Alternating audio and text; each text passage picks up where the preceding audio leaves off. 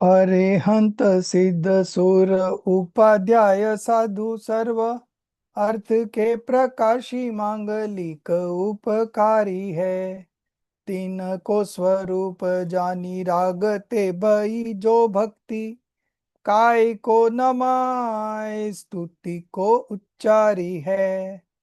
धन्य धन्य तुम्ही से काज सब आज भयो कर जोरी बारंबार वंदना हमारी है।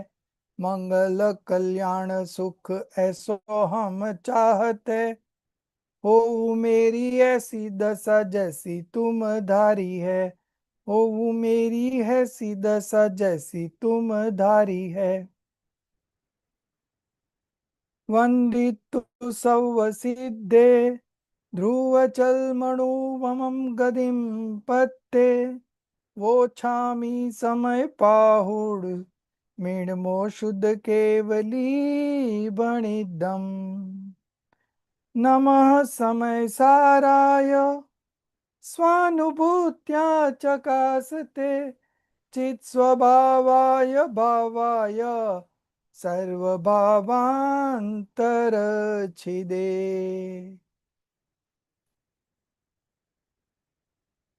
Today we are going to start with Samaysar Gatha number 19, verse number 19. In this Gatha, how long will this soul remain ignorant? That is the question. And in response to this Gatha have been constructed. Gatha number 19 by Kund Acharya Dev. So we'll read the Gatha first. I will read the Hindi version only. मैं कर्म हूँ नौ कर्म हूँ या है हमारे ये सभी। यह मान्यता जब तक रहे अज्ञानी है तब तक सभी। So long as this Atma maintains the notions of I-ness. I-ness means oneness. And mineness. Mineness means this is mine. In material karmas. So here it is written material karmas. All the three karmas are mentioned. Material karmas such as knowledge obscuring and others. 8 karmas. Then in psychic karmas, that is bhav karma, such as delusions, attachment, aversions, passions, auspicious, inauspicious disposition, etc., etc., etc. And the third is no karma, quasi karma, and in body, etc. So body and other associations that we have, these are called quasi karmas, no karma. So long as it believes all these are myself and in me exist all these karmas and quasi karmas, it remains unawakened, apratibhut, remains ignorant. Okay. So again, delusion, 4 pillars of illusion: oneness, mindness, doership, and enjoyership. Okay. So out of these 4, 2 are being discussed here: oneness and mindness. Okay. So in this Gatha, so long the Atma maintains that this material karma and the psychic karma and the quasi karma are mine, I am that, they are mine, so long he remains an ignorant. And the moment he applies discriminative knowledge and sees himself distinct from all these, then he becomes a wise person. So to become a wise person is very easy. You have to just practice discriminative knowledge. And for practicing discriminative knowledge, you have to first understand the fundamentals elements. Okay. So we straightway move to commentary, page number 264.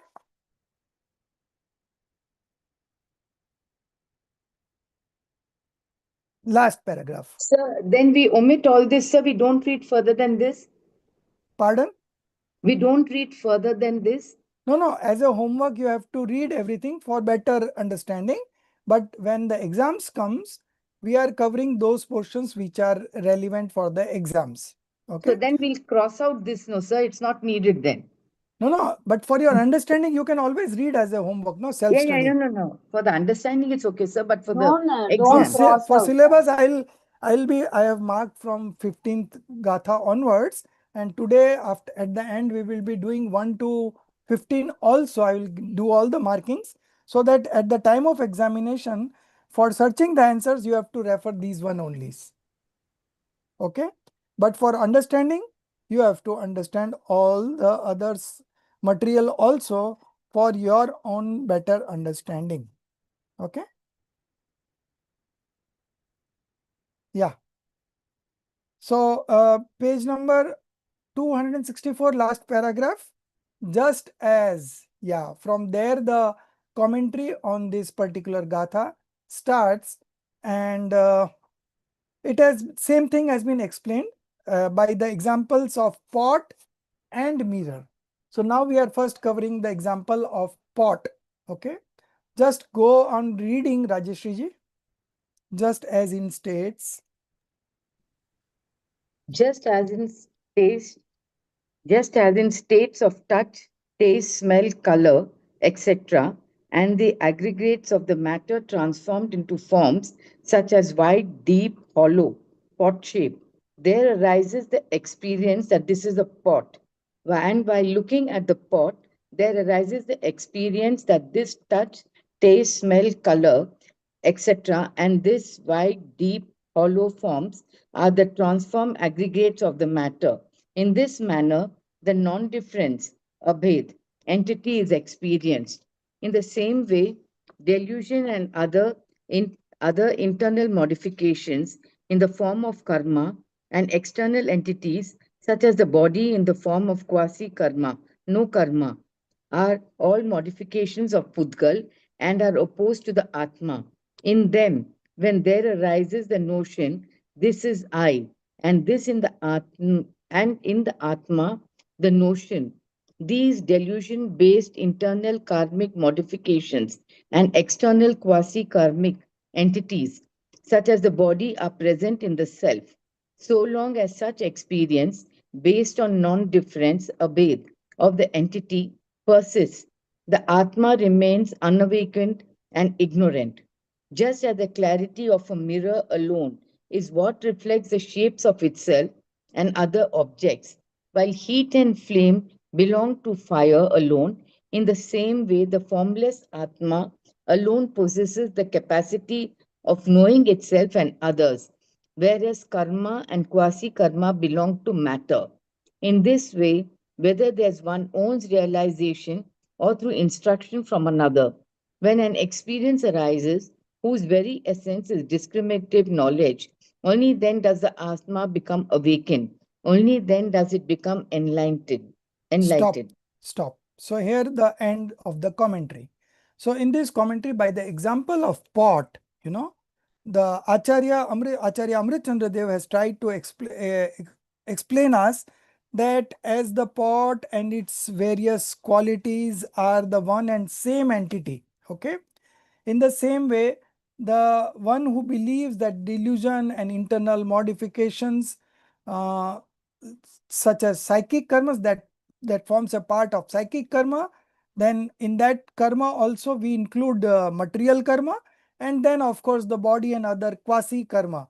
All are these modifications of Pudgal and are distinct from the soul. But the one who believes the soul and this karma as one is ignorant one, and if he keeps on believing like this, he remains an ignorant and unawakened one. Okay. Another example has been given of mirror. As the heat and the flame belongs to fire, it only reflects on the mirror. Okay. But if you touch the mirror, you don't feel heat because heat is outside and not in the mirror. Mirror, by sheer of its quality of reflection, okay, because of its internal purity, it reflects whatever comes in its contact. Okay. So the heat and the flame are not inside the mirror, they are outside the mirror. Similarly, karms are outside the mirror, and the soul alone possesses the capacity of knowing or reflecting in his knowledge screen. Just as a mirror reflects the flame and the heat, similarly the soul reflects the psychic karmas, material karmas, and quasi karmas. Okay, but they are two distinct entities. Okay, so when someone realizes this, the distinction between two, by practicing discriminative knowledge, okay, then he becomes an awakened, wise, knowledgeable. Okay, and so this is how you become from ignorant to uh, wise. Okay, by practicing discriminative knowledge. Two different entities, both are separate. Due to delusion, we believe as one. Now, by analyzing this, we realize that, oh, these are different entities. There is no connection between the two. So, if you analyze and you come at a conclusion, then you will be able to practice discriminative knowledge. And the moment you practice this discriminative knowledge, you see yourself absolutely distinct from all these, and you become an enlightened one, Gyani, okay, wise person. So this is explained in Gatha number 19 and commentary. Similar sentiments is reflected in the upcoming Kalash, Kalash number 21, page number 266. Next page, last paragraph. In this way, the matter is perfectly clear, and further contemplation on this very subject will continue ahead. Therefore, there is no need for greater elaboration here. Now expressing the same meaning. Okay, same meaning means to discriminate between the two. The Kalash Kavya is recited as follows. So we will see that also. I'll read the Sanskrit one also. Kathamapi labante bhed vigyan mula मचलित मनुभूति ये स्वत ये स्वतो वान्योतो वा प्रतिफल प्रतिफलन निमग्नंत भाव स्वभावे मुकुरवद विकारा सततम स्युस्त एव. Murkur means mirror. Okay, now the Hindi one. जैसे भी हो स्वत अन्य के उपदेशों से भेद ज्ञान मूलक अविचल अनुभूति हुई हो, ज्ञेयों के अगणित प्रतिबिंबों से वे ज्ञानी अरे निरंतर दर्पणवत रहते अविकारी. Those persons who either by themselves, okay, or through instructions of others.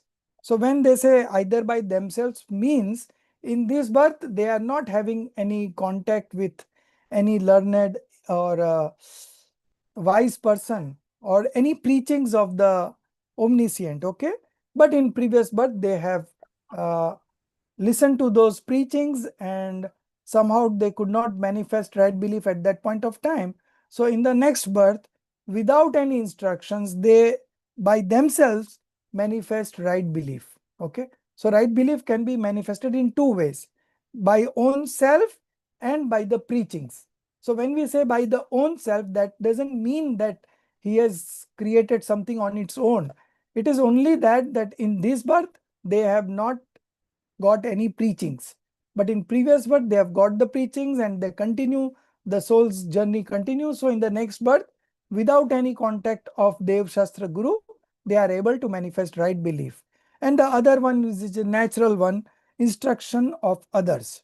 So those person who either by themselves or through the instruction of other attain an unwavering experience of their own Atma, self-realization, whose foundation is discriminative knowledge.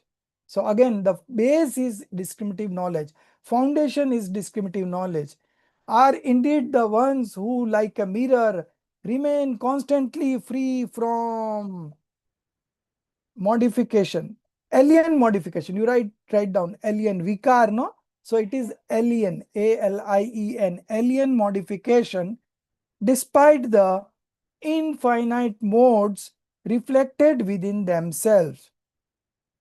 Even if the forms of object appear in their knowledge, they do not undergo attachment, etc. type of modification. So this is, they are talking about the wise person who have manifested right belief. So what they do, in spite of infinite uh, impure modification reflecting on their knowledge screen, they don't undergo any attachment. They don't react. They absorb everything because they know how to practice discriminative knowledge. So they practice discriminative knowledge and they don't react. They don't react means they neither manifest attachment nor aversion. They remain passionlessness. Okay. And those are the wise ones. They can only practice this way. They practice discriminative knowledge and they do undergo attachment, aversion, etc. Okay. So the main foundation base is practicing of discriminative knowledge. Okay. Discriminative knowledge, two different things appearing as one. With practice, you can see both as different entities, and that is called discriminative knowledge. So it is easy to practice discriminative knowledge, although we have been under the influence of delusion from time immemorial, but the moment we start practicing it, we start doing it, okay, everything becomes very clear. It is not something very difficult or rocket science that we cannot do. Even ignorant people who have not studied, they also are able to practice discriminative knowledge by just understanding the Jinvani. So it is quite possible for all of us, just little bit of efforts that you have to put in for your own self. See, we have been transmigrating since time immemorial, okay? No beginning, beginningless time. We are just transmigrating from one state of existence to another state of existence. And this time, this particular birth, we have got an opportunity. We have got access to true God, true scriptures, true monks, and that also in true Jainism. Okay. And we also develop an interest to study, and that's why we have joined, and you have already covered 3.5 years. Another 1.5 years are left. Okay. So I don't think there is anything that you are not aware of. It is just that you have to spend time with Jinvani, read it again and again, and understand it properly and make a decision about it. And the moment you make a decision about it, it stays with you. Even if the next birth, this will stay with you. All other material things that we possess here are all going to be here only. We are not going to carry anything. But this three gems, right belief, right knowledge, and right conduct, is something we are going to carry forward in our next birth, and within 3-4 births we are going to get liberated. Just think, imagine that you are going to get liberated. You will never have birth again, you will never have sufferings again. Okay, only enjoying eternal bliss all the time, complete eternal bliss. Okay, so it's easy. The foundation is discriminative knowledge. You have to practice discriminative knowledge, and time and again throughout this Samaysar, Acharya will explain us that practice discriminative knowledge. You are distinct from this. You are distinct from this. Just now they said that you are distinct from material karma, you are distinct from psychic karma, and you are distinct from quasi karma. Okay. So Dravya karma, Bhav karma, Now karma are all different from me. So the moment we discriminate in this way, we are able to realize ourselves. Okay. Now we will move on to Gatha number 20 to 22. All three Gathas together, page number 270.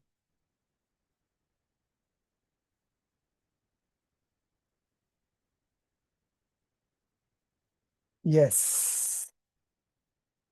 This particular Gathas from 20 to 22, here they are making a comparison between a knowledgeable, wise person and an ignorant one. why the ignorant is an ignorant and why is the wise is a wise. Okay. By understanding this, we can also become a wise person. Okay. So Acharya Dev is showing us the tricks here how to become a wise person. Okay. So this what we have started on Gatha number 19 is going to continue across 20 to 22 also. And again, going forward, 23 to 25 also is on similar lines. Okay. So, Darshitji, you read. Okay, Jai Jinendra. Mm.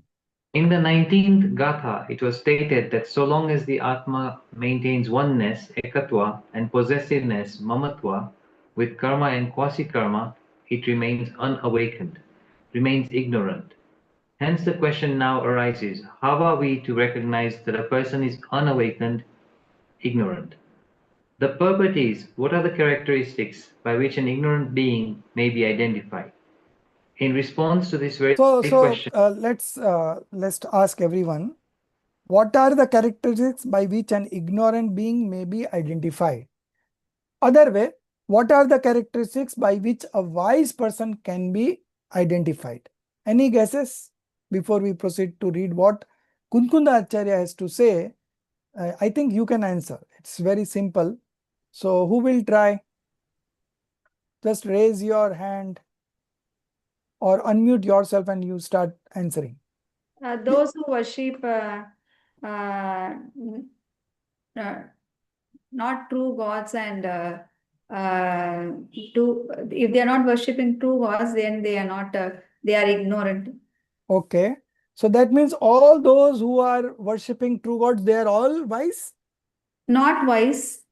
So that is the question. How do you identify an ignorant being or a wise person? A wise person will know, will can distinguish between soul and other matter. They can understand the distinguish that Okay. soul is not matter. Okay. So a wise person will be able to practice distributive knowledge. Okay. And Yeah, what is soul and what is non-soul, he has got a very clear-cut understanding about it. understanding of that one. So that's why he is a wise Wise person. person. Right? So yeah, this is the correct answer. We will see the answer through the gathas. Continue. in response to this very question, the following gathas from 20 to 22 have been written, which are as follows. So do you want to read through them or? I will read 1 minute. Yes. I'll read the Hindi. सचित और अचित एवं मिश्र सब पर द्रव्य से है मेरे ये मैं इनका हूँ, ये मैं हूँ या मैं हूँ वे ही, हम थे सभी के या हमारे थे सभी गत काल में, हम होएंगे उनके हमारे वे अनागत काल में, ऐसी असंभव कल्पनाएं मूढ़ जन नित ही करे, भूतार्थ जानन हार जन ऐसे विकल्प नहीं करे. Yeah, continue. The man who entertains such notions in relation to substances other than himself, in conscious ones, Sachit, such as wife and children, in non-conscious ones, Achit, such as wealth and grain, and in mixed ones, such as village or town, thinking and believing, I am these, all these substances are myself. I belong to them and they belong to me. They were, they were mine before and I was theirs before. And they will be mine in the future, and I shall be theirs in the future. Such a person is deluded, ignorant. But the one who knows the real nature, Vastu Swarup, of things and does not form such false notions is the wise one, Gnani. The purport is that those who experience a sense of belonging, apanapana, in what is other, are the ignorant, while those who experience the same sense of belonging within their own Atma are the Gnani. This, in essence, is the fundamental distinction between the wise and the ignorant. Stop. So you see the fundamental distinctions between wise and ignorant. Okay. So both have knowledge, and in the knowledge screen of both, there is something always reflecting. Now, what is reflecting? That Acharya Dev have categorized into three categories. First one is conscious ones, Sachit. Okay. Just as wife, children, all living beings, you can take it. The second one is non-conscious ones, such as wealth, grain, okay, whatever you could see through eyes are all achit, okay, material things. Achit means without consciousness, non-consciousness.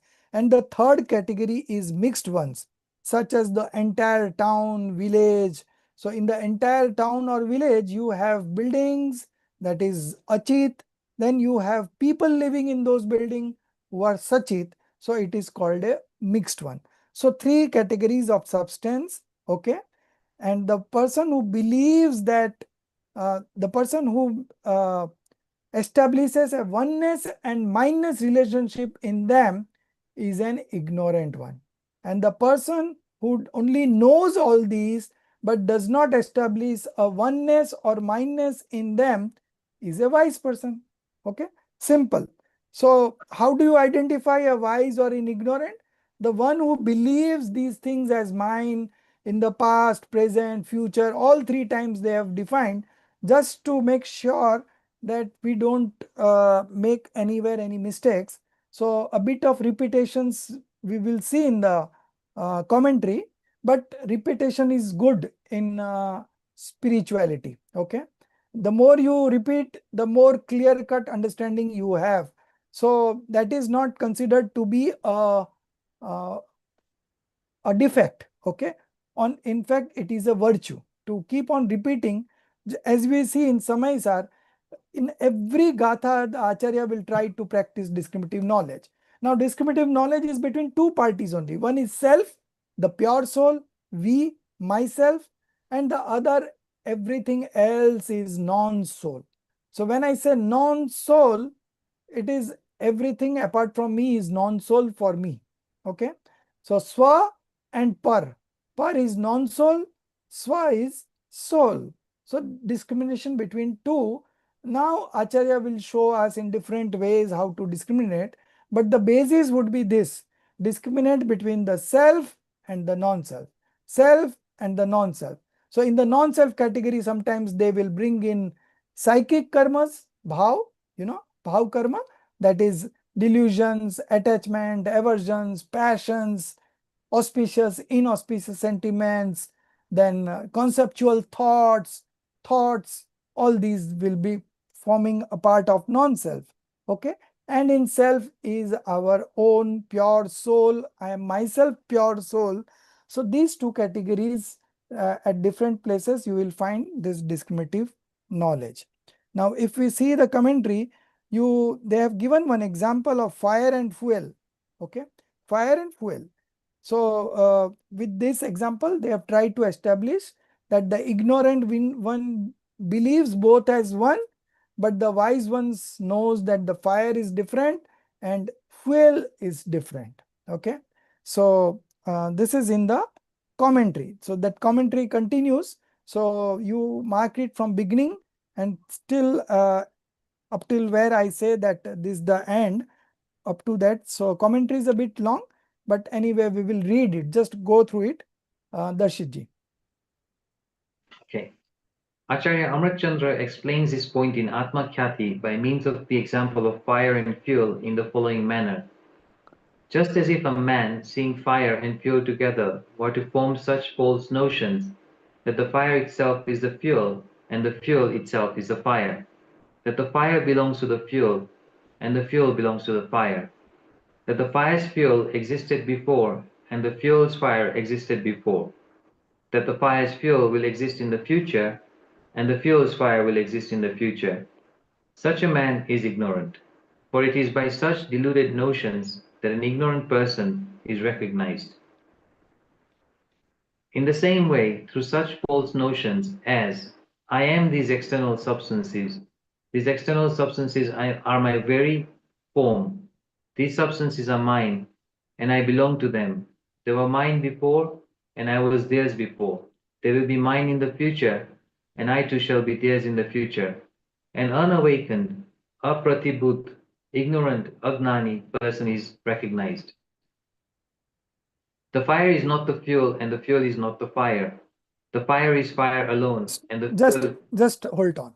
So these two paragraphs belong to the ignorant one, because the ignorant one has this false belief. So he believes that I am this external substance. These external substances are mine. This belongs to me in the past, in the future. This way, the ignorant one believes. Now, the fire is not the fuel. Here starts the person who is a wise. How does he perceive the things? Okay, so he perceives two different things as two different, and that's why he is a wise person. Okay, so the next two paragraphs would be about the wise person. Okay, continue. The fire is not the fuel, and the fuel is not the fire. The fire is fire alone, and the fuel is fuel alone. The fire does not belong to the fuel, nor does the fuel belong to the fire.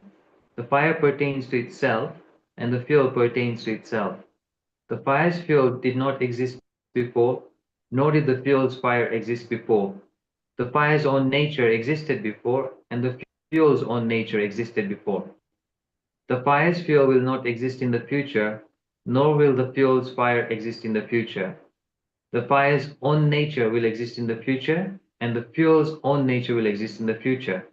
In this way, when a person conceives within fire itself the true notion of fire, that is the mark of his being awakened, pratibut. So he has become he is a wise person because he knows two different things as two different. Okay, this was an example. Now the same thing has been reflected in the principle. Continue. In the same way, I am not these external substances, paradravya, nor are these external substances my own nature.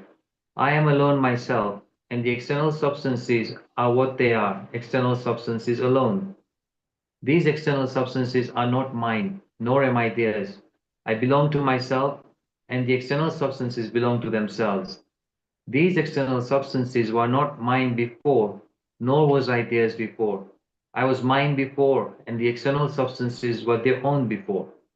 These external substances will not be mine in the future, nor will I be theirs in the future. I shall remain my own in the future, and these external substances will remain their own in the future. In this way, those who form the conception of the self, Atma Vikalp, only within their own substance, Swadravya, who know and acknowledge their own substances as their true self, they alone are awakened, Pratibhut. They are the wise, Gnani. This is the very mark of the wise, and by these very signs, the wise one is recognized. So I'm repeating the last paragraph. So here ends the commentary. Okay, this much is the syllabus for 22 verse. Okay, in this way, those who form the conception of the self, Atma Vikalp, only within their own substance. So what does the ignorant one does? Whatever reflects in their knowledge screen, they do oneness and mineness with them. And so that's why they are ignorant. And what does the wise person? In wise person's knowledge also this gets reflected. But the wise persons know as them alien disposition. They don't do oneness and mineness with them. Okay. And that's why they are wise person. So they practice discriminative knowledge. They have clear-cut understanding of the boundaries between the self and the non-self. Okay. In this way, those who form the conception of the self only within their own substance, who know and acknowledge their own substance as their true self, they alone are awakened, Pratibuddha. They are the wise, Jnani. This is the very mark of the wise, and by these very signs, the wise one is recognized. So how do you recognize a wise person? Ultimately, you have to see what is his belief. Okay. He may talk that this is my place, this is my house, this is my car. That there is no problem if he says like that. But what does it believe? So it is very difficult to understand what other person is believing. Okay. So basically, if you want to identify a wise person, you yourself have to become a wise person. Okay. If you want to identify a wise person, you have to yourself become a wise person. Then only you will be able to recognize that this is a wise person. This is the fact, So, because this is something at the belief level, right? At the talks level, at the speech level, Gyani and Agyani, they both say same kind of things. This is my house, this is my wife, this is my children, this is my business, this is my car. Both the same thing. But what is the belief? Okay. So we had studied in conventional viewpoint, 4 conventional viewpoint. So they talk in that manner, but they don't believe. Okay. And that's why they are wise person. Okay.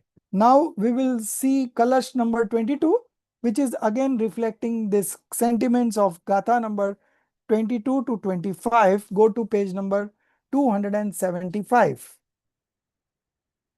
Kalash 22 from the beginning itself.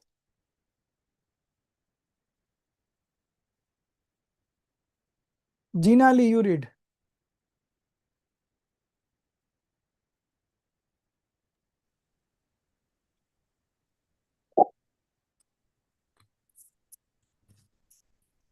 Now, so from now, Yeah, right? yeah, right. 1 minute, sir. Hello. Ah. Yeah. Now, through the Kalasha, Acharya Amrit Chandra gives the exhaustion. O people of the world, renounce at least now the delusion of oneness, ekatva, with what is other, because this Atma never at any time attains oneness with the non soul. The Kalash in its Kalasha in original its form. original form is as follows. Search, and do I need to read this? I'm reading the Hindi one. आ जन्म के इस आ जन्म के इस मोह को है जगत जन तुम छोड़ दो. लीव इट, छोड़ दो. रसिक जन को जो रुचे उस ज्ञान के रस को चखो.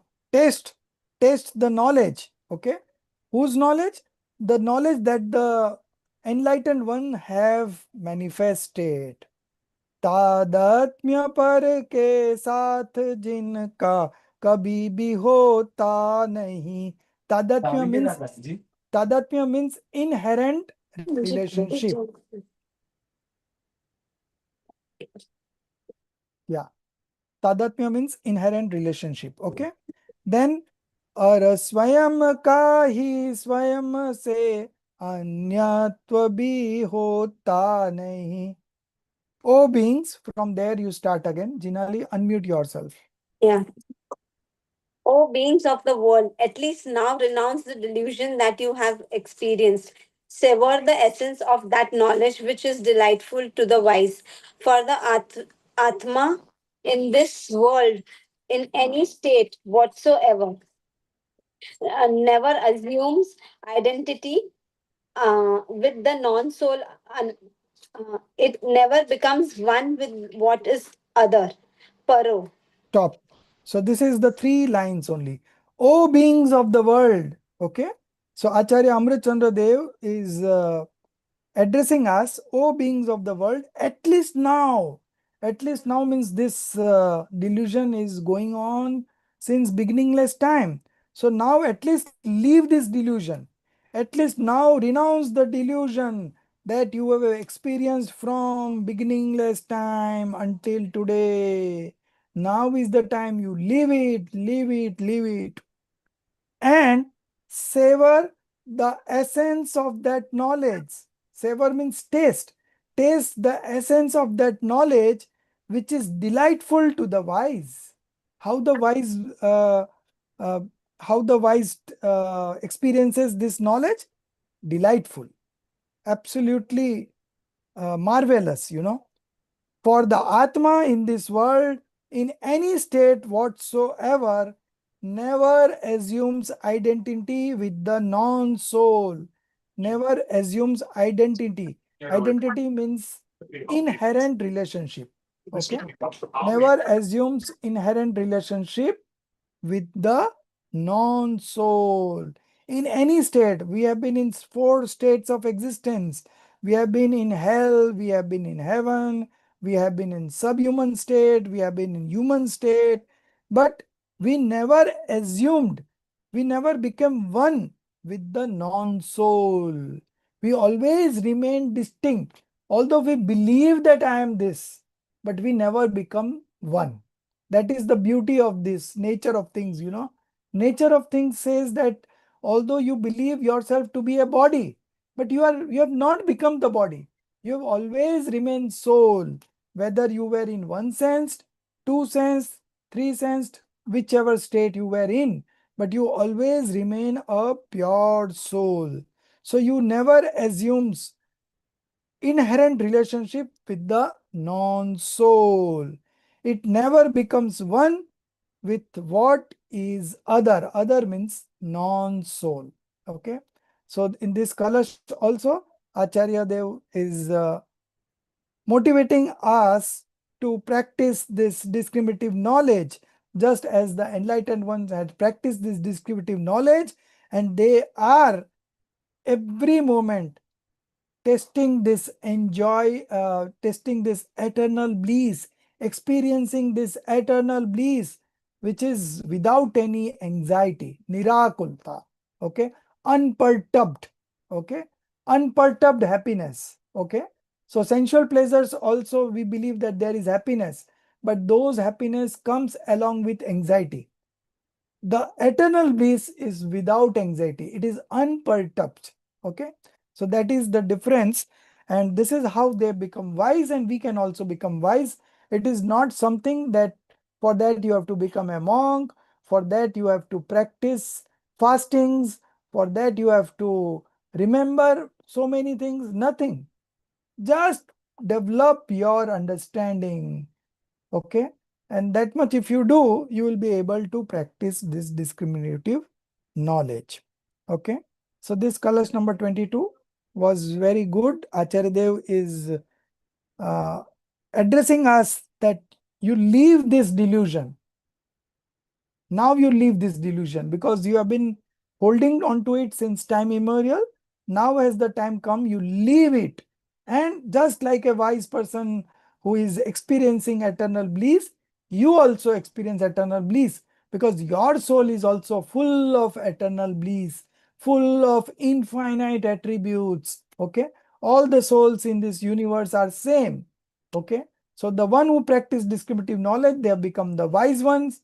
And those who don't know this technique, they still wander in the 4 states of existence and they remain ignorant. Okay. So now a decision you have to take whether you want to remain ignorant or you want to become a wise one. And if you want to become a wise one, then at least this much study you have to do. Every day you read Samaysaar, it will elevate you to a different level, and who is experiencing these feelings? We ourselves. We are not doing for Parmagam honors Swanubhuti ji. No, we are not doing for them. You are not doing for me. It is we are doing for our own selves. And we are only going to reap the benefits of these. Okay. In times of situations where there will be ups and downs in our life, there will be turbulence in our life, there will be instances where we will take pride in whatever our achievements are there, and in times when we have failed. In all these situations, only your own connections with the soul is going to help you in experiencing eternal bliss in these situations. In fact, there is a bhajan, Bahar narki krat dukh bhoge, antar sukh ras gata gati. From the outside, the hellish being is experiencing so much of pain and suffering, but internally, just with the connection with the pure soul, he is a wise person. So his connection with the soul, through that connection, he is experiencing eternal bliss. Antar sukras ghatagati. Keep on extracting that external bliss from inside, and outside lot of sufferings, but he is not looking at those sufferings. He is extracting the happiness that is there within each and every individual. Only you have to find the key, open the cupboard and enjoy those wealth. Okay, so that key is right belief, and for that right belief you need to study, analyze, contemplate, and then decision. That's all, nothing else. No fasting, no afflictions, no hardships, nothing. Just study, study, and study. Okay. So this is colors number 22 was very motivating. Then we move on to Gatha number 23 to 25. Again, three Gathas coming together. Page number 277. Let me check what it is about. Yes. So what does a ignorant one says? And whatever ignorant says, whether it is correct or not, Acharya Dev is asking us that you only analyze and you only prove it, what the ignorant being is understanding is correct or not, and what is the fact. Okay, so 23 to 25, Priyanka.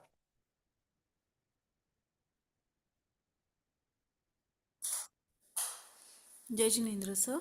Yes. So from the Jiva whose?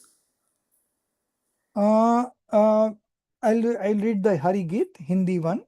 Okay. अज्ञान मोहित मति बहुविध भाव से संयुक्त जिय अबद्ध एवं बद्ध पुद्गल द्रव्य को अपना कहे सर्वज्ञ ने देखा सदा उपयोग लक्षण जीवय पुद्गलमयी हो किस तरह तू अपना कहे जीवमयी पुद्गल तथा पुद्गलमयी हो जीव जब ये मेरे पुद्गल द्रव्य है यह कहा जा सकता है तब.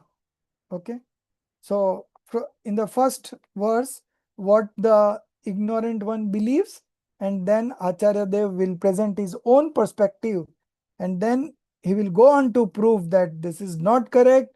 You are not doing all these things. You are only a knower. Okay, that will be the conclusion. Continue. The Jiva whose intellect is deluded by ignorance and who is possessed of many states, bhav, such as delusion, attachment, and aversion, says these material substances, such as the body, etc., that are bound, and wealth, grain, and others that are unbound, are mine. Explaining this, Acharya Dev says that the jiva which is characterized by upyog and is seen by the knowledge of the omniscient, how can that be of the nature of Pudgal Dravya, such that you say, this Pudgal Dravya is mine? If the Jiva Dravya were to become a Pudgal Dravya, and the Pudgal Dravya were to attain the state of being alive, that is Jivatva, then indeed you could say, this Pudgal Dravya substance is mine. But that is not possible. Therefore, your assertion is incorrect when you say that external substances such as the body and others that are bound, and wealth, grain, and others that are unbound are yours.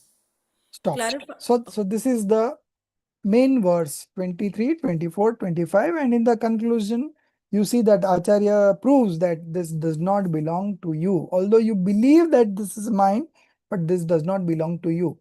So the Jeev whose intellect is deluded by ignorance. So first, in the first verse, Acharya Dev is depicting the picture of a person who is under the influence of delusion. Okay, who is possessed of many states such as delusion, attachment and aversion, says, what he says? These material substances such as the body, etc., that are bound, and wealth, grain and others that are unbound are mine. Okay. So that these material substances are mine. Who says this? Ignorant one. Now Acharya Dev is putting a counter argument. Acharya says that the Jeev which is characterized by upyog, the soul is characterized by this active consciousness. Okay, this active consciousness is doing the job of knowing every moment. When we say consciousness, that means we are encompassing two attributes. One is perception, darshan. The other is knowledge, that is gyan. Okay, so consciousness, one word. Two words would be perception and knowledge. Okay. So this upyog, the knower and seer. Okay.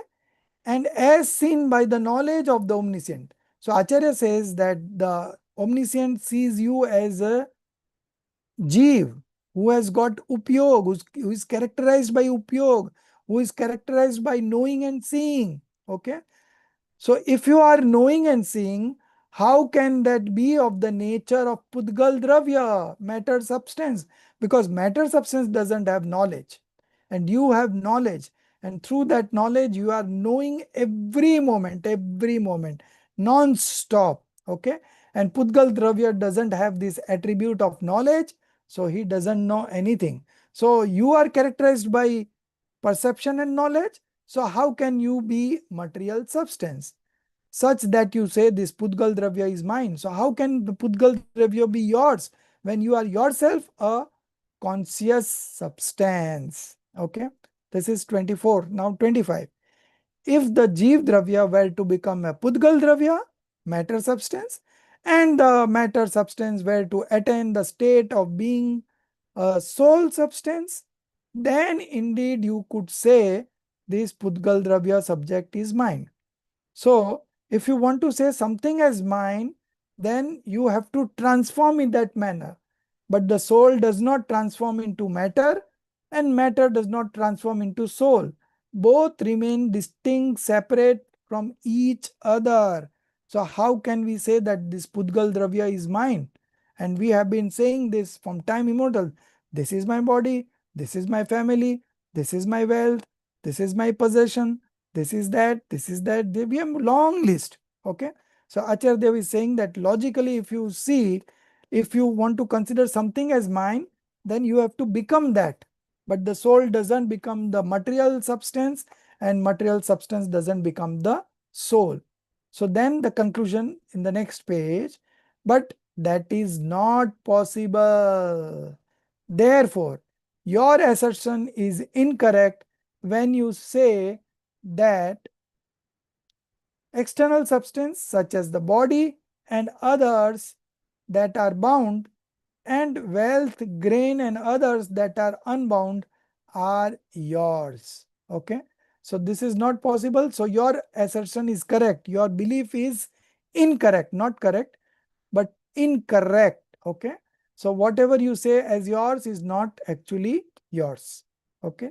This is the Gatha. Now in the commentary by Acharya Amrit Chandra Dev, which is at the bottom of this page, Acharya Amrit Chandra Dev has given 4 examples. First example is of crystal stone. The second example is of an elephant. The third example is of salt water. And the fourth example is of light and darkness. Okay. With 4 examples, he is proving and he is trying to make us believe that soul and this material substance are two different entities, and you believe to it, two different entities. Okay. Don't do oneness and mineness in them. The moment you do oneness and mineness in them, you are binding new karmas and the journey goes on. The moment you see these external substances and don't do oneness and mineness with them, then you don't bind new karmas, and all the old karmas gradually get dissociated. And this is how you practice discriminative knowledge, And doing this, you will get liberated one day. Okay. So let's see the 4 examples. And Subhaji, you read.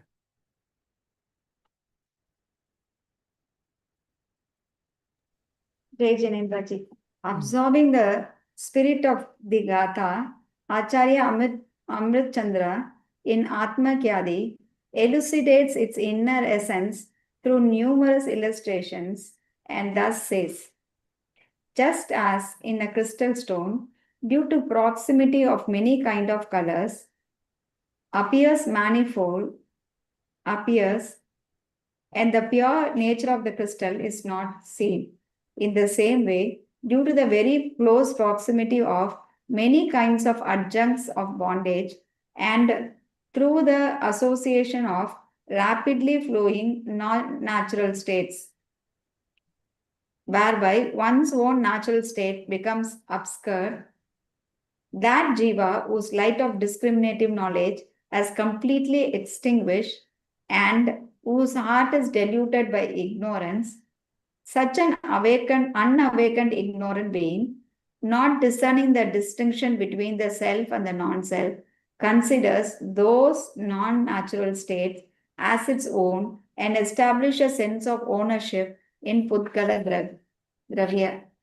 Explaining to such an ignorant jeev, Acharya Dev says, O ill-disposed one, like an elephant that with complete indiscrimination eats grass and grain together, you too, by mixing the self and the other, see them as one, abandon this tendency, abandon it. That Jeev Dravya, which is characterized by eternal upayog, which is entirely free from doubt, samsaya, misconception, viparya, and indeterminate cognition, and which is known in the knowledge of the omniscient as the soul, incomparable light of the universe, how can that become Pudgal? And yet you say and experience, this Pudgal Dravya is mine. If in any manner the Jeev Dravya were of the nature of Pudgal Dravya, and the Pudgal Dravya were of the nature of Jeev, only then could your experience be valid. Just as the experience of salt water arises when salt and water have truly become one. But such a union never occurs in any way whatsoever. Now, this point is made clearer. Just as salt, whose characteristic is salinity, appears in the form of salt water, and water, whose characteristic is fluidity, appears in the form of salt water as well. This is because there is no opposition or incompatibility between salinity and fluidity existing together. But the Jeev Dravya, whose constant characteristic is conscious activity, upayog, never appears in the form of Pudgal Dravya, nor does the Pudgal Dravya, whose constant characteristics is absence of consciousness, ever appear in the form of Jeev Dravya. For just as light and darkness cannot coexist, so too there is opposition between conscious activity and non-activity. Therefore, non-sentient and the sentient never can become one. Therefore, be wholly delighted in every way. Brighten your consciousness, remain alert, and experience your own substance, Swadravya, only with awareness. This alone is mine. So see 4 examples. First one was crystal stone. So whatever colors comes in touch with this crystal stone, so actually crystal stone is transparent, but the moment say some flowers, red flowers comes in contact, it appears red. So whatever comes in contact with that, it becomes that, but it doesn't become that. It appears to be that, but it doesn't become that. In the same way, due to the very close proximity of many kinds of adjuncts of bondage and through the association of rapidly flowing non-natural states, whereby one's own natural state becomes obscured, okay, hidden. That jiva whose light of discriminative knowledge has completely extinguished. So he's not able to discriminate between the two because his light of knowledge, discriminative knowledge, has completely extinguished, and whose heart is deluded by ignorance. Such an unawakened, ignorant being, not discerning the distinctions between the self and non-self, considers those non-natural states as its own and establishes a sense of ownership in Pudgal Dravya. So this is the story of ignorant one, uh, given by example of crystal stone. Then again it is, the second example is also on similar lines, that elephant with complete indiscrimination eat grass and grain together. Is not able to discriminate between what is grass and what is grain. You too, by mixing the self and the other, see them as one. Then Acharya says that abandon this tendency, abandon it. That Jiv Dravya which is characterized by eternal upyog, active consciousness, knower and seer, which is entirely free from doubt, misconception, and indecision. Third one is Anadyavasai. Anadyavasai is indecision. That will be, in fact, indeterminate cognition also refers to the same meaning, but as a standard usage, we use indecision everywhere for Anadyavasai. So you can write down indecision. Okay. So the upyog, which is entirely free from doubt, misconception, and indecision, that is right knowledge. Okay. Right knowledge is free from these three defects. If these three defects are there, which one? Doubt, misconception, and indecision, then it is called wrong knowledge. Okay.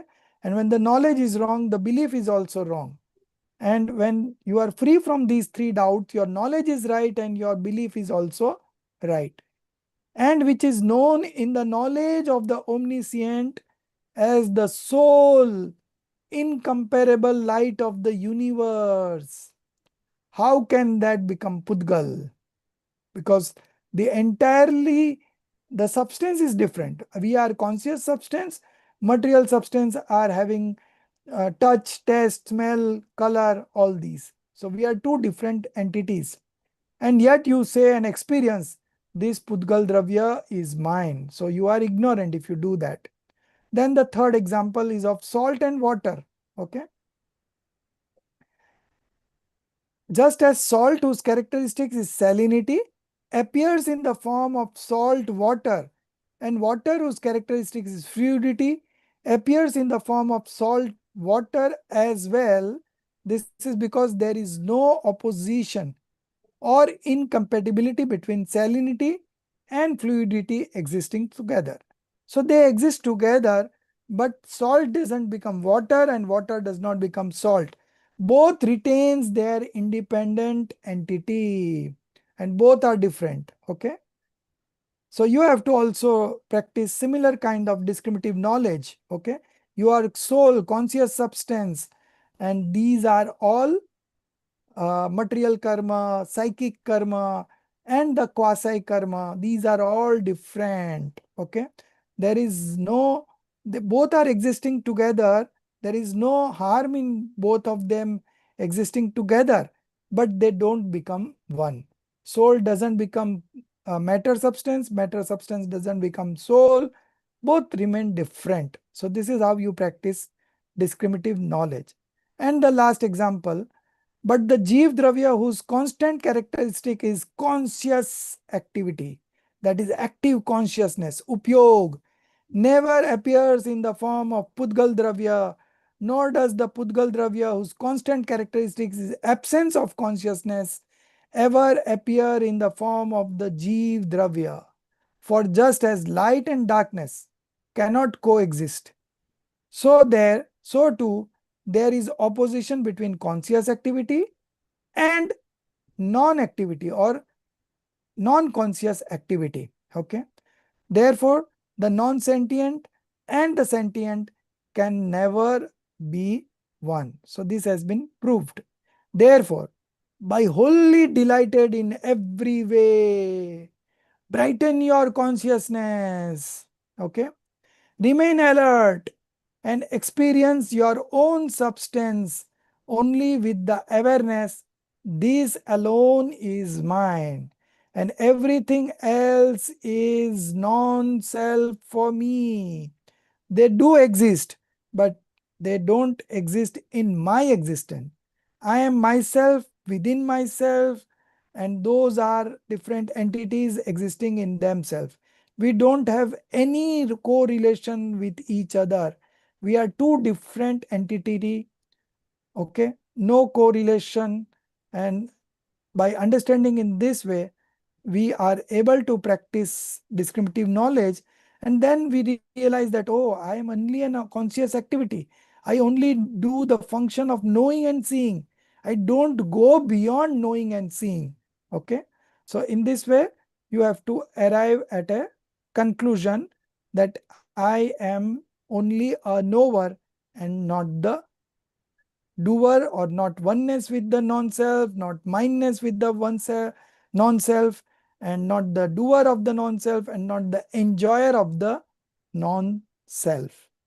Okay. So 4 examples, and very nicely explained. Coming on to the last kalash, and we are also coming to the end of this class. Just Shashikala ji, you read the next kalash. It is on page number 282. You will read that Gatha? I mean, Yeah, Kala? I'll read the Hindi one. Very nice colors. This one is also very motivating. I'll read the Sanskrit one also.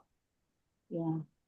Ai kathamapi mutva tatva kotuhali san anubhav bhav murte parshvavarti muhurtam पृथगत विलस्तं सवं संलोक्य येन त्यजसि जगति मूर्त्या साकमेकत्वमोहम् निज तत्व का कौतूहली अर पड़ोसी बन देह का है आत्मन जैसे बने अनुभव करो निज तत्व का जब बीन पर से सुशोभित लख स्वयं को तव शीघ्र ही तुम छोड़ दोगे देह से एकत्व के इस मोह को. Read. Oh, brother, by any means whatsoever, even through great hardship or even at the point of death, become inquisitive for your own Atma Tattva and dwelling as a mere neighbor to these bodily and other formed material substance, even for a moment. Experience the Atma.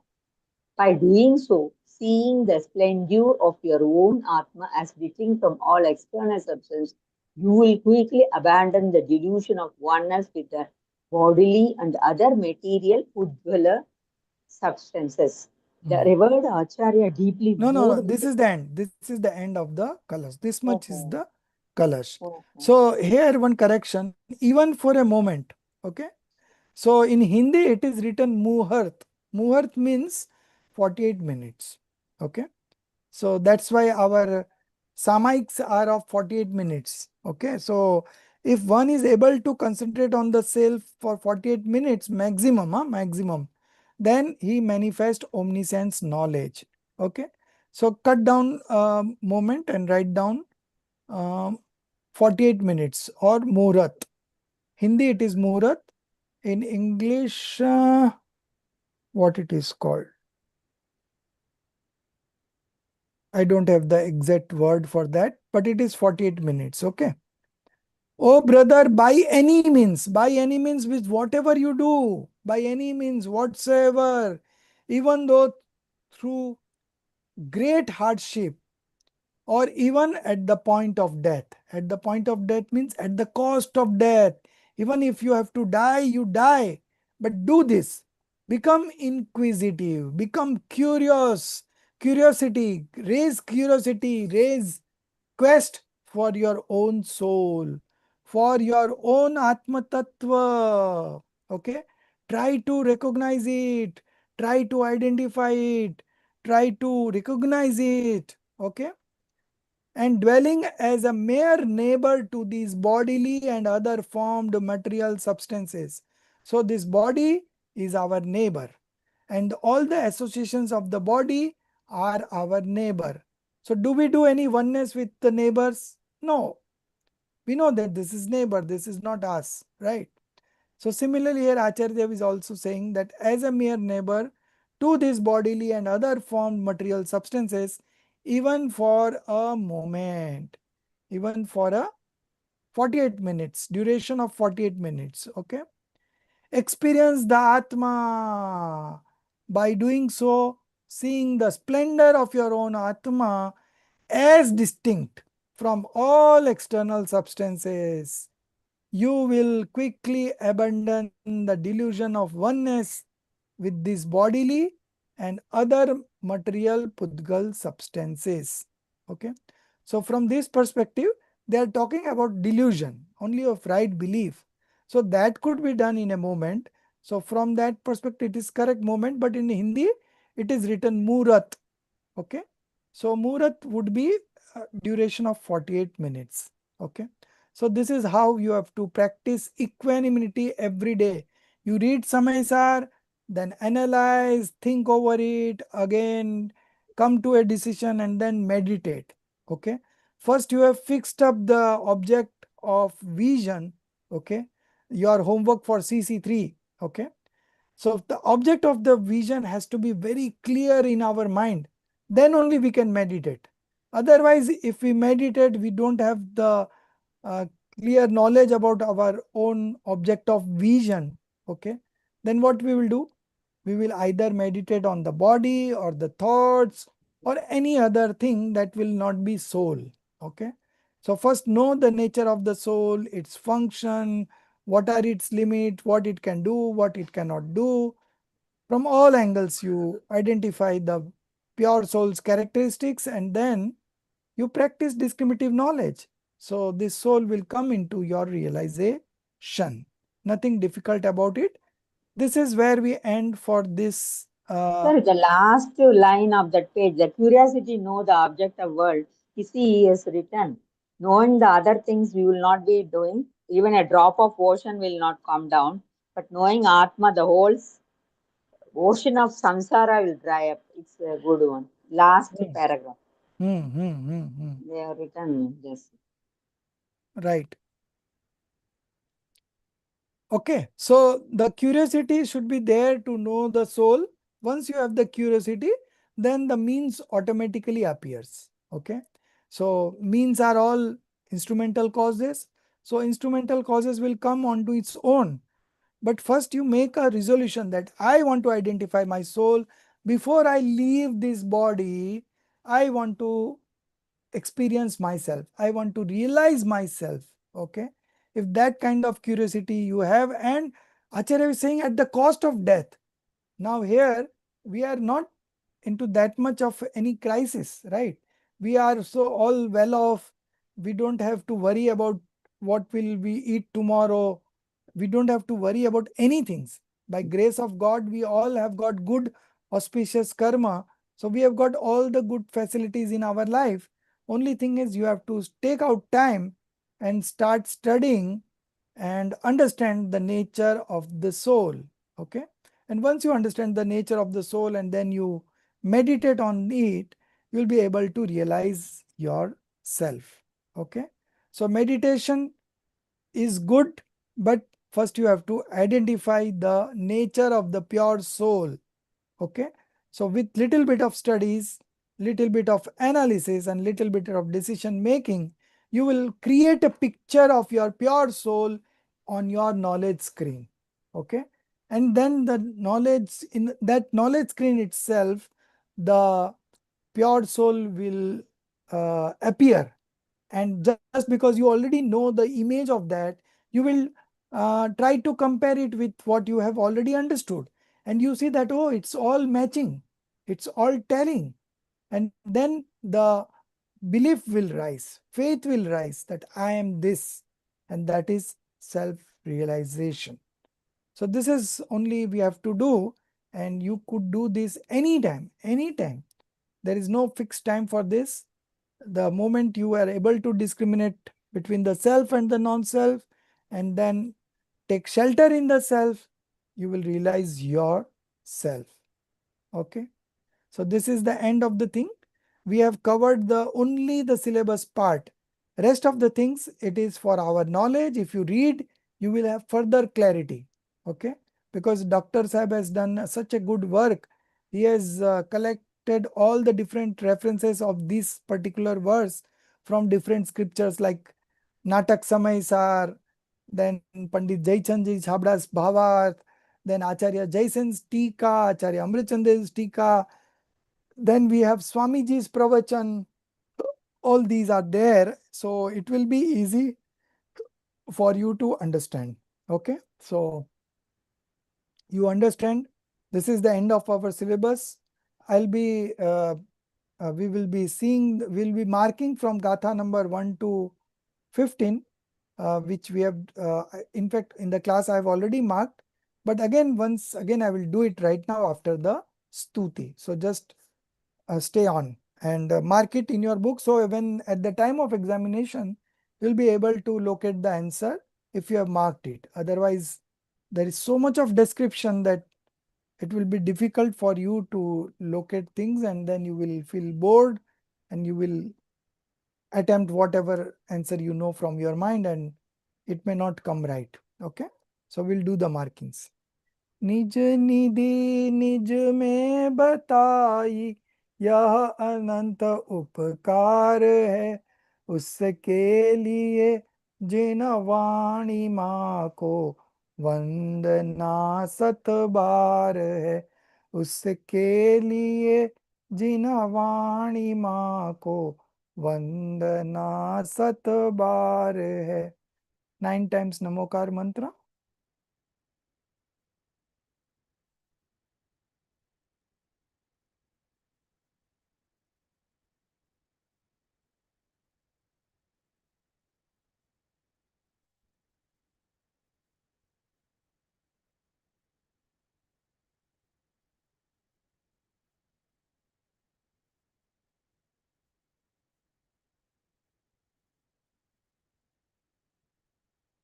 बोलो द्वात्संगमयी जिनवाणी माता की जय. Jai.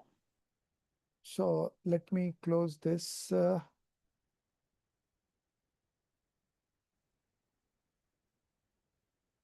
So we'll begin from the first. Oh, Sir, it would be better to keep the recording on, no? you want to keep? Yeah, sir, Okay. because then we can go back also. Okay, fine. Okay. Sir. So we'll begin from the first verse. In between, I have done prepared a gist of Gatha number 15 to 25 that I'll be sharing in Hindi, but in English it will take some time. But any of you have time, you can translate that into English. It will be fine. Okay. So beginning from the first word, first Kalash. In fact, we have Kalash. Page number 4. Everyone is marking, I hope. Kalash number 1. The Manglacharan of the Atma Khyati Tika on the Samaysar is as follows. From there it begins, and the meaning, the 2 lines, the meaning, those are the part of syllabus. Homage to the Samaysar, that 2 lines. Okay. Then this is what is there in the syllabus. All the explanations are extra. Then Kalash number 2, page number 10.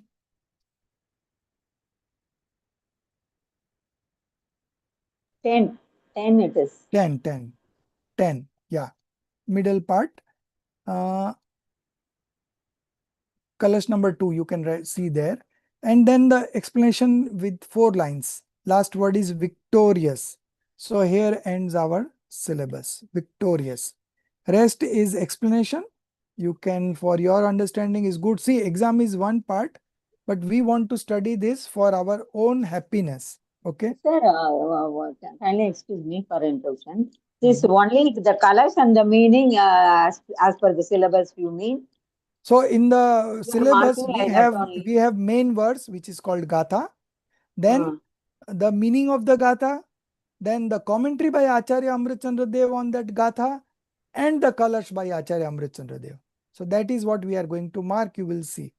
Then Kalash number 3, page number 14. So Kalash are very small, 5-6 lines. This alone is my auspicious aspiration. Got it? Page number 15. First paragraph. Okay, Subha? Okay. So you keep on telling me okay, then I will proceed. Okay. So first 3 colors, then comes the verse number 1. Okay. Page number 18. The last one is not, I'm not able to get it, G. The last page, number 14. Okay. 14. 15. In the 15, the first paragraph. Although. This alone is my auspicious aspiration. That is from Kalash to that one. Yeah, this is colors 3. Okay. Okay. Then page number 18, Gatha number 1. Starting first 2 lines.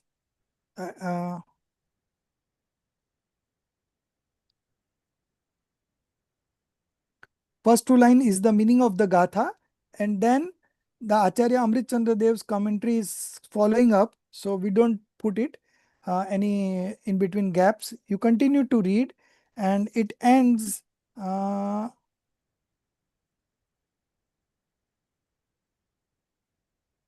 here, forever the same. Which page, G? 19 last. Okay.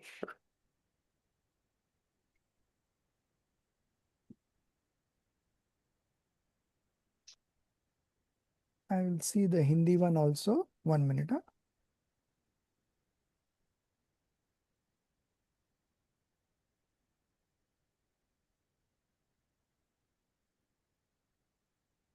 So initially we had done lot of explanation, which were not part of the syllabus for understanding, and then subsequently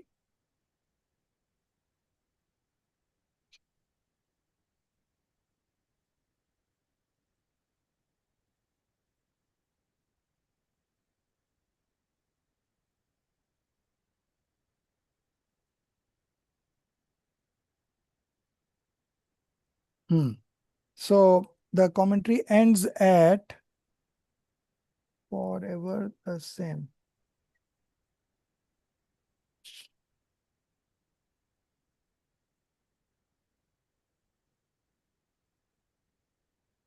One minute. This is verse number, okay, 1. We were seeing 1. Okay, sorry.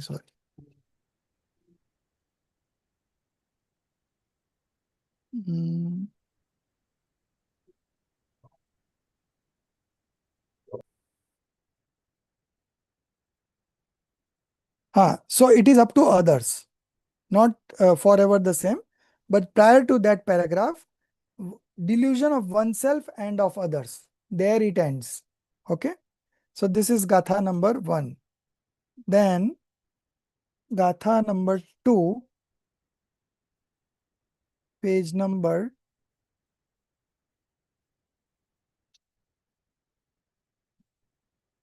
28. Okay. From the beginning, and the Atmakhyati also, the Atmakhyati commentary also follows, and it ends at page number 30. Last. Thus, in this Samay, the twofoldness of Swasamay and Parsamay is revealed. Got it?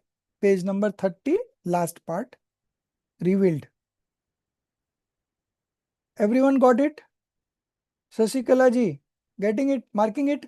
Sir, yes, got it. Then it's a substance called seven attributes that not no need. No. I am just now marking the syllabus. Everything Okay. else you can read as a homework, okay? Yes, sure. Third Gatha. Now third Gatha, page number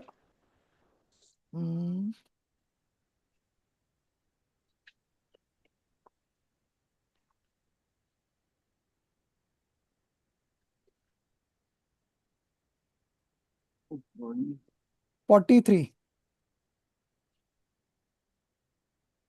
The commentary also follows and it ends here. Next page 44, spiritually excellent. Second last para. Spiritually excellent.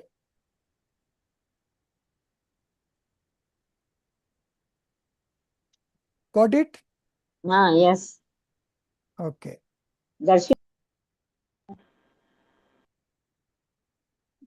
Then Samaysar Gatha 4, page number 50, starts.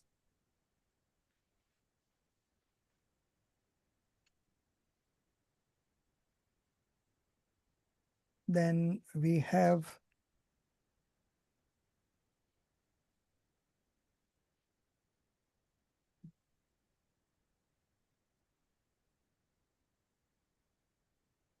okay. So in verse number 4, page number 50, first you have to see the meaning of the verse. Okay, is not easily attainable. Is not easily attainable. There it ends, the meaning of the verse. And the commentary starts on the next page, 52. Okay. Acharya Amrit Chandradev in his commentary on this Gatha. From there it begins and it continues up to page number 53. Is not easily attainable. Page number 53 is not easily attainable. Okay. So this is Gatha number 4. Then we have Gatha number 5. Yeah. 59 page, 59. 59. Yeah. 59. Sir, on page number 53, where it is? 1 minute. 53. No. 53, It's the not second paragraph. No, paragraph. is not easily attainable. Yeah. Okay. Then 59, it starts first two lines.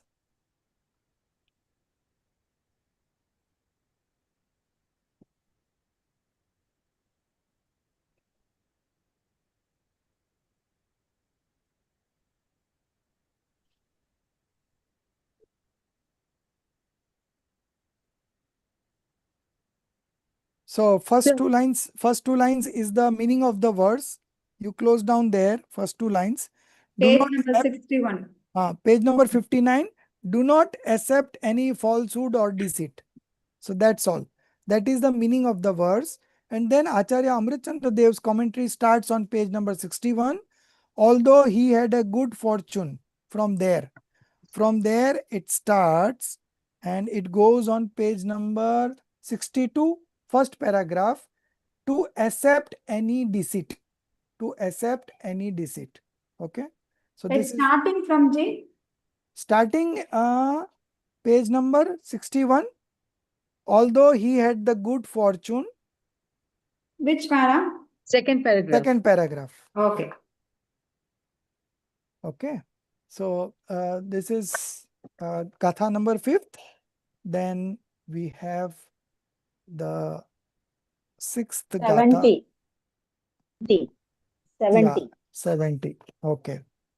Yeah. Starting 70, page number 7. 7, page number 70. Okay. Gatha number 6. So the first two lines are the explanation. The one who is of the knowing nature, and the third line, none other. So there ends the meaning of the verse. But the commentary starts on page number 71. that which is self-established, that which is self-established, and hence its existence. From there to the next page, yeah, one should understand the Gnayak, knower.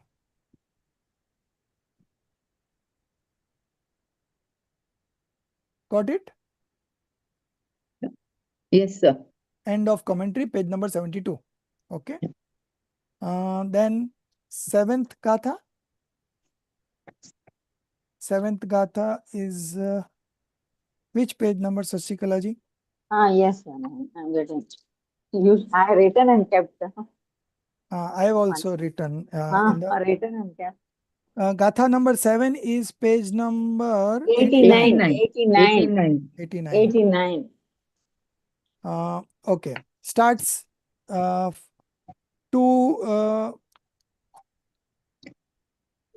the meaning of the verse. Jnana Pure Darshananga. Gnayak, pure Gnayak. Yeah. From there, 3 lines Yeah. only. Pure Gnayak. And the commentary starts in the 90. No. No.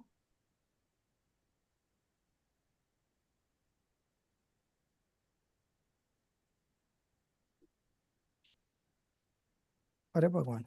Where is the commentary?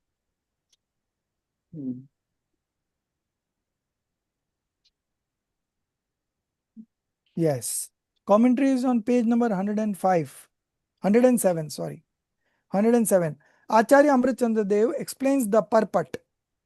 From there, one paragraph only pure knower. Okay. Now go to 109, page number 109, Gatha number 8. Yes. Beginning, then next page, 2 lines. Then Acharya Amritchandra Dev's commentary also continues and it ends on the page number 111, adapted in practice. Adapted in practice, page number 111. Then Gatha number 9 and 10, page number 114.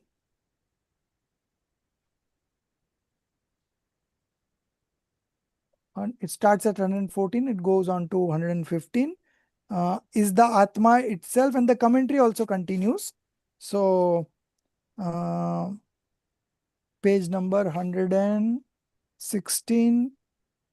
Third paragraph. 116, third paragraph, authenticity. Authenticity. Okay. Then Gatha number 11, page number 128.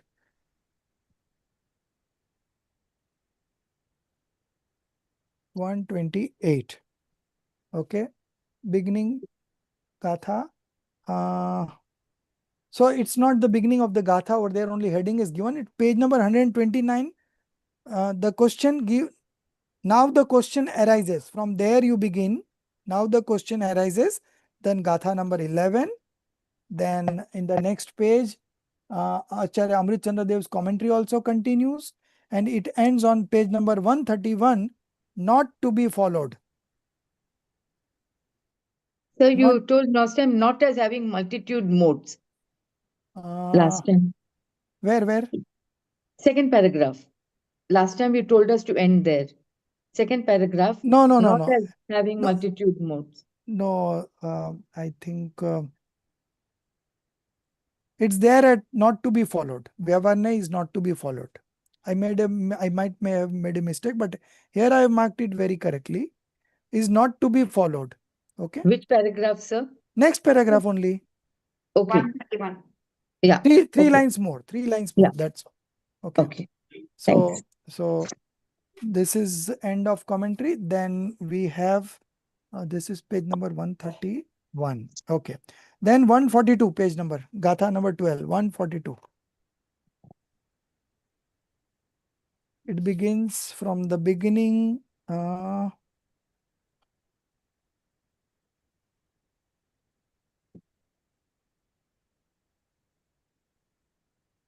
Acharya Amritchandradev commentary follows. So 141, 142, 143. 143 it ends the commentary.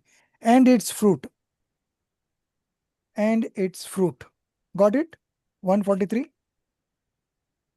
Yeah. Then we have Kalash number 4, page number 156. 156. Kalash number 4. The first 3 Kalashas serve from there. Page number 156. And it ends.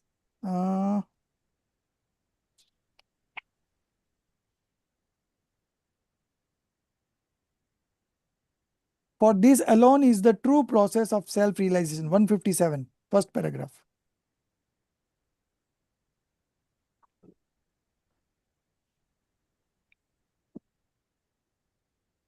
Okay. Yeah. Then Kalash number 5, page number 160. The essence of the entire statement. From there it begins.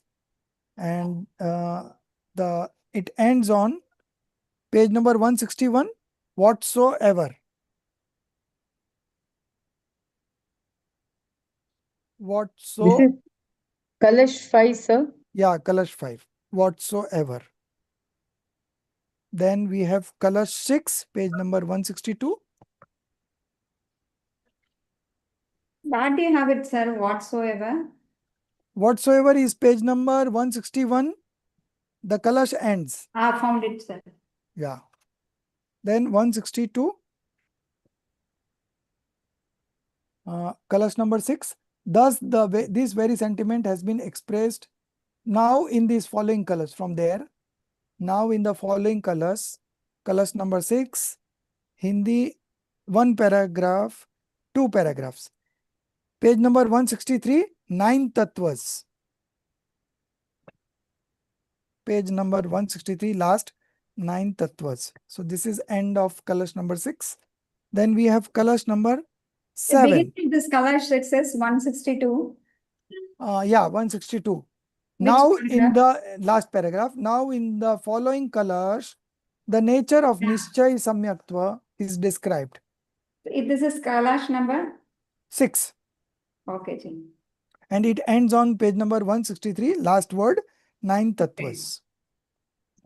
Okay. Then we have one more, Kalash number 7, page number 166. 166. Yeah. Kalash number 7, 166. It starts and it ends on page number. Okay, no, this is the Kalash meaning I have already dictated you that day. It was missing here. Therefore, through the refuge of the pure viewpoint. Okay. So that much is the Kalash. 3 lines. Everyone has written down. It's on the 166 page only.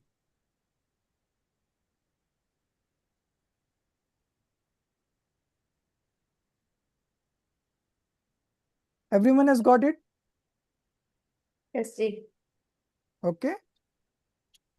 So now, Sorry. now everything is complete. If you have still anything not clear, you can call me personally and I will give you the page numbers. Yes, sir. I missed it sir, due to my phone problem.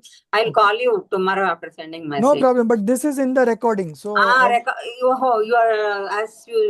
okay. Recording is on. Then yeah, recording is on. So up to this, up to Gatha number, up to verse number, I think what we covered last, Kalash number 7, no?